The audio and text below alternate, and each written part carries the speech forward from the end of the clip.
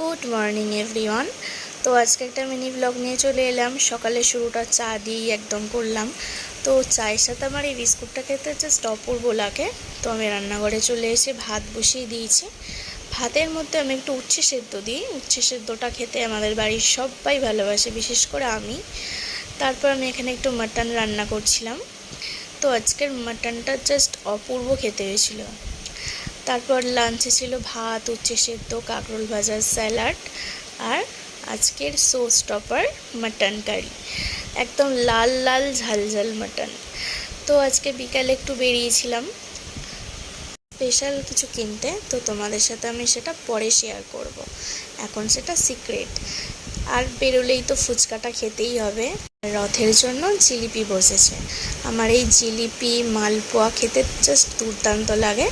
তো একটা আইসক্রিম খেয়ে সোজা বাড়ির পথে রওনা দিলাম রাতের